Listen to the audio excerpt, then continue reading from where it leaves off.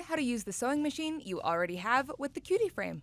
Your sewing machine is compatible with the Cutie Frame if there's at least 9 inches of throat space and your machine can drop its feed dogs. First, to change your bobbin, you are going to move your machine to the far left side of your frame, remove the 2 quilt clips closest to the top left corner of your frame, and move the quilt sandwich out from under your needle. Now you can access your bobbin case.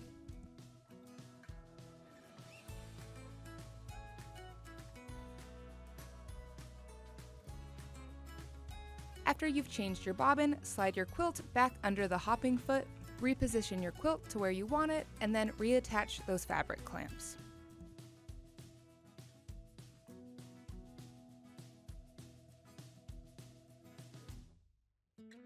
Before you start quilting, you want to make sure that your feed dogs are down.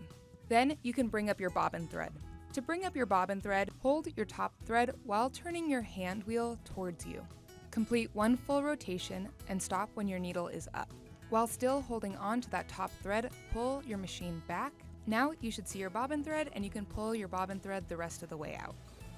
After you pull your bobbin thread up, you are ready to baste your quilt. To baste your quilt, make sure that your hopping foot is down. Use your foot pedal to start stitching while one hand guides the machine and the other stabilizes the fabric. After basting the top of your quilt, you are ready to sew your first zone. If it's your first time using the Cutie with your machine, I would highly recommend using a practice piece of fabric.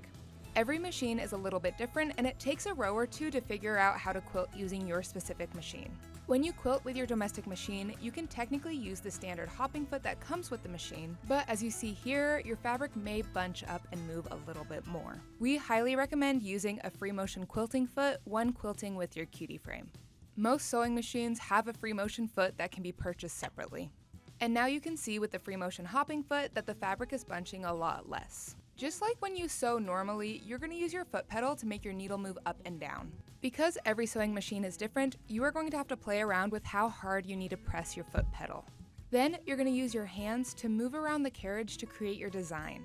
Your stitch length is controlled by how fast you move the carriage and how fast your needle moves up and down. And it takes practice to get a consistent stitch length, so be easy on yourself while you're learning. If you have more questions about how to use the Cutie with your specific machine, join the Cutie Quilters Facebook page, where there are thousands of people that can help answer your questions. And make sure to subscribe to watch the other 3 videos on our How to Use Your Cutie Frame series.